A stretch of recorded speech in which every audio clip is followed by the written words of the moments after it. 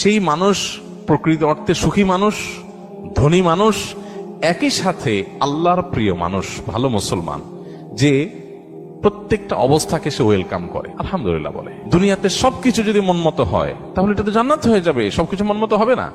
অনেকে দেখবেন অমুকে আমার সাথে এটা কিভাবে করলো, কিভাবে এটা বলতে পারলো, এই কথাটা সে কেমনে বলতে পারলো, আমি মেলাতে পারতেছি না। আমি কেন, এটা আশ্চর্যের কি আছে? চামড়া ঠোঁট দিয়ে সবই বলা যায়, বলছে, বোঝেন, এটা তো আমি আশা করি না। তা আপনি যা আশা করবেন সব মন মতোই যদি হয় তাহলে তো জান্নাত হয়ে যাবে। আপনার আশার বিপরীত কিছু হবে দেখেই তো দুনিয়া। না না, সে কিভাবে এটা আমারে বলতে পারলো, আমার মাথায় ধরতেছে না, কেমনে এটা বলতে পারলো। আরে কেমনে বলতে পারলো, আমি তো বলতে পারবো আপনাকে, কোনো ব্যাপার না তো।